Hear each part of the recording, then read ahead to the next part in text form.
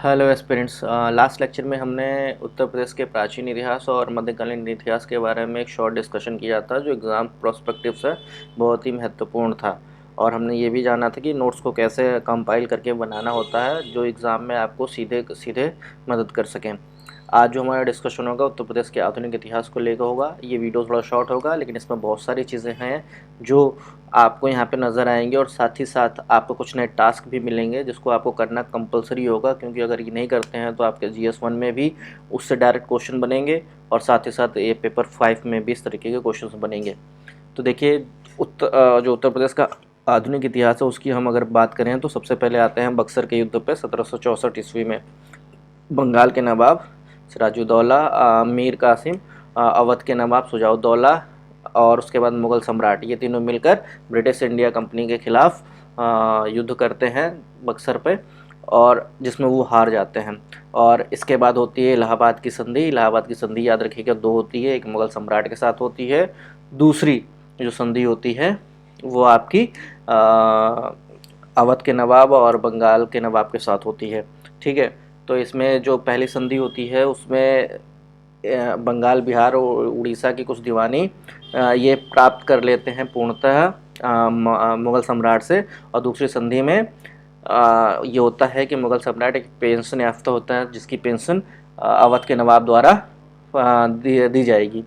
ठीक है, ये दोनों चीज़ें आपको याद करना है। इससे एग्ज़ाम में डायरेक्ट क्वेश्चन भी आ सकता है GS1 में इलाहाबाद की संधि को लेके, तो वो आपको सीधे स्पेक्ट्रम से जाके पढ़ना पड़ेगा। ठीक है, बिल्कुल पढ़िएगा इसको। बक्सर का युद्ध का इम्पैक्ट पूछ सकता है उत्तर प्रदेश की उत्तर प्रदेश की उस समय की व्यवस्था पर। ठीक है, इसके बाद आता है अवध का विलय। 1856 में ब्रिटिश ईस्ट इंडिया कंपनी द्वारा अवध पर कब्जा कर लिया जाता है कुशासन का आरोप लगाकर डलहौजी की हड़प नीति के तहत। ठीक है, उसके बाद लखनऊ में एक ब्रिटिश रेजिडेंसी की स्थापना की जाती है। अब यहाँ पे आप देखिए, आपको डलहौजी की हड़प नीति के बारे में पता होना चाहिए जो GS1 के प्रोस्पेक्टिव से बहुत इंपॉर्टेंट है। ठीक है, ये चीज़ें आपको करनी है।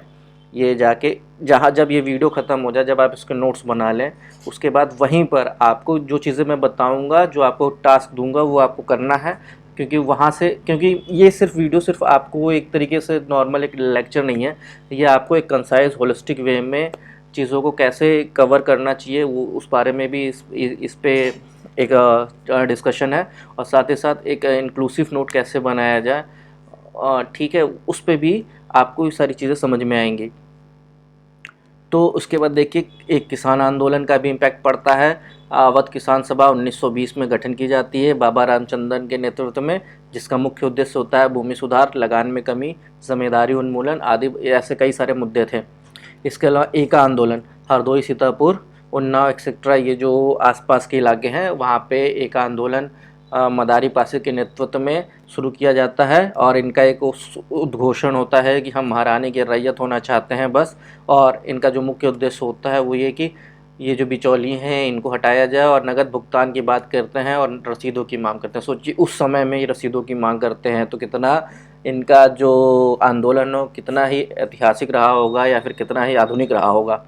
ठीक है, तो एका आंदोलन पेपर 5 के लिए बहुत ही इम्पोर्टेंट है, आप इसको पढ़ के जाइए। डायरेक्ट क्वेश्चन पूछ सकता है एका आंदोलन के विषय में चर्चा करिए, तो वो सारी चीज़ें आपको यहाँ पे देखनी पड़ेगी। ठीक है, जो चीज़ें मैं बताऊंगा टास्क के लिए वो उसके लिए आपको कहीं इधर उधर जाने की ज़रूरत नहीं पड़ेगी। मुझे पूरा यकीन है कि आपके पास स्पेक्ट्रम की किताब होगी, उस स्पेक्ट्रम किताब में वो सारी चीज़ें मिल जाएंगी जो मैं टास्क के रूप में आपको दूंगा, आप वहाँ से उसको कवर कर सकते हैं। इसके बाद आइए आदिवासी आंदोलन। तो कोया विद्रोह, मिर्ज़ापुर, इलाहाबाद के जंगलों में रहने वाले आदिवासियों द्वारा ये विद्रोह किया जाता है। इसका जो मुख्य उद्देश्य था, जो प्रतिबंधात्मक वन कानून बनाए गए थे उनके खिलाफ ये उग्र प्रदर्शन था।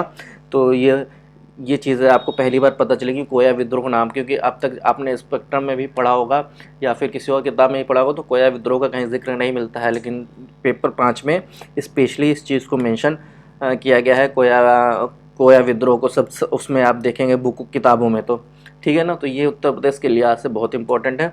इसके बाद आता है भील विद्रोह, ब्रिटिश भू बंदोबस्त नीतियों आर्थिक शोषण के विरुद्ध ये एक विद्रोह किया जाता है। इसके बाद शिक्षा व्यवस्था का उत्तर प्रदेश के आधुनिक इतिहास पे क्या प्रभाव पड़ता है, तो हम देखेंगे कि इलाहाबाद विश्वविद्यालय 1887 में गठन किया जाता है, BHU 1916, लखनऊ विश्वविद्यालय 1921 की स्थापना की गई है। ठीक है। इसके बाद कांग्रेस की भूमिका, ये बहुत ही इंपॉर्टेंट है, इस पर डायरेक्ट क्वेश्चन भी आ सकता है, चाहे आपके GS1 में आए या आपके पेपर 5 में आए जो उत्तर प्रदेश स्पेशल से है। कांग्रेस की भूमिका का वर्णन क्या पूछ सकता है, तो इलाहाबाद अधिवेशन 1888 में ब्रिटिश सरकार में भारतीयों के प्रतिनिधित्व पर जोर दिया गया। इसके अलावा बनारस अधिवेशन most important for GS point of view and as well as paper 5। तो बनारस अधिवेशन को आपको स्पेक्ट्रम से जाके पढ़ना है। उसमें क्या पढ़ना है आपको कि बनारस अधिवेशन के जो की पॉइंट्स थे उन चीज़ों पे आपको फोकस देना है। ठीक है। तो बनारस अधिवेशन 1905, बंगाल विभाजन का विरोध प्रदर्शन, बहिष्कार व स्वदेशी आंदोलन का समर्थन किया जाता है। इसके बाद आता है लखनऊ अधिवेशन 1916, कांग्रेस व मुस्लिम लीग के भी समझौता होता है। गरम और नरम दल का आपसी विलय यहाँ पे हो जाता है। तो लखनऊ अधिवेशन के इम्पैक्ट सीधे सीधे पेपर 5 में पूछ सकता है। स्पेक्ट्रम में बाकायदा इसके बारे में लिखा हुआ है, आप उसको जाके पढ़ सकते हैं। इसके की पॉइंट्स भी आपको देखने पड़ेंगे, ज़्यादा इसमें उधर उधर जाने की ज़रूरत नहीं है। जो चीज़ें टास्क में बता रहा हूँ बहुत ईजी हैं, आप तुरंत इस वीडियो को देखने के बाद जहाँ पे भी नोट बनाएं वहीं पे इन सारी चीज़ों को लिख लें, ताकि जब आप रिवीजन करें तो आपको बार बार हर जगह पे चीज़ों को ढूंढना ना पड़े। एक ही जगह कंसाइज वे में इंटीग्रेटेड अगर अप्रोच के साथ अगर आप नोट्स बनाएंगे तो वो आपके लिए बेनिफिशियल रहेगा। ठीक है। तो यहाँ पे कांग्रेस और मुस्लिम लीग के बीच समझौता होता है। इसके अलावा गरम नरम दल आपस में विलय करते हैं। अब आपको क्या पढ़ना है बुक में जाके कि उन्होंने कौन कौन से समझौते किए हैं मुस्लिम लीग के साथ कांग्रेस ने, वो सारे पॉइंट्स। ठीक है।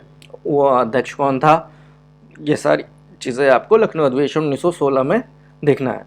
इसके बाद आता है कानपुर अधिवेशन 1925, पहली भारतीय महिला अध्यक्ष सरोजिनी नायडू कांग्रेस की अध्यक्ष बनती हैं कानपुर अधिवेशन 1925 में। ठीक है। ठीक है। इसके अलावा एक और बहुत महत्वपूर्ण इम्पॉर्टेंट चीज़ है कि लेफ्ट कह सकते हो आपकी जो साम्यवादी एक संगठन बनता है जिसे आप कहते हो कि मार्क्सवादी party, communist party of India का गठन किया जाता है, वहीं कानपुर में है। ठीक है। ये भी चीज़ इसके साथ ही आप नोट कर लीजिएगा। ठीक है। तो ये देखिए, ये एक छोटा सा ही एक टॉपिक था जिसको मैंने यहाँ पे कवर किया है। मेंस पॉइंट ऑफ व्यू से आप ये देख सकते हैं कि मैंने एक पन्ने में ही इसको पूरा कवर कर लिया हो। अगर एग्ज़ाम में डायरेक्ट क्वेश्चन पूछ लेता है कि उत्तर प्रदेश के आधुनिक भारत में उत्तर प्रदेश के महत्व की चर्चा कीजिए या सविस्तार से बताइए, तो ये सारे पॉइंट्स आपको वहाँ पे डायरेक्ट लिख देने हैं। तो ये कंसाइज वे में यही अप्रोच आपको रखनी है पढ़ते समय भी, जो फ्रेशर्स हैं, जो रिवीजन कर रहे हैं उनके लिए भी, जो मेंस एग्ज़ाम देने जा रहे हैं उनके लिए भी, क्योंकि लास्ट टाइम में सारी चीज़ों को होलिस्टिकली खोज पाना बहुत मुश्किल होता है। लेकिन जब आप इस तरह के पहले से नोट्स बना के रखेंगे तो चीज़ें ईजी हो जाएंगी आपको करने के लिए। ठीक है। तो ये सारी टास्क मैंने आपको जो दे दिए हैं वो ये है कि लखनऊ अधिवेशन 1916 आपको डिटेल में पढ़ना है जाके, इलाहाबाद अधिवेशन बनारस अधिवेशन 1905 इसको भी बहुत डिटेल में करना है क्योंकि बंगाल विभाजन से रिलेटेड था।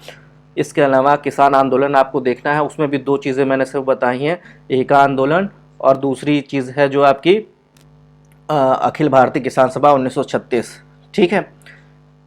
और जब आप अखिल भारतीय किसान सभा 1936 देखेंगे तो उसमें आप देखेंगे कि इसमें जवाहरलाल नेहरू भी पार्टिसिपेट करते हैं और साथ ही साथ परोक्ष रूप से पूरी कांग्रेस इस सभा का समर्थन करती है और इसके बहुत सारे मुद्दों को वो अपने विज़न में शामिल भी करती है कांग्रेस वो। ठीक है। तो ये सारी चीज़ें आपको देखनी है, पढ़नी है, क्योंकि यहाँ पे जो मैं डिस्कशन कर रहा हूँ वो सिर्फ GS पेपर 5 के हिसाब से कर रहा हूँ, लेकिन जो मैं चीज़ें आपको बता रहा हूँ GS 1 में भी आपके भारतीय आधुनिक इतिहास में भी काम आएंगी, तो वो सारी चीज़ें आपको देखना है। तो ऑल द बेस्ट एंड इसी तरीके से आप करते रहिए।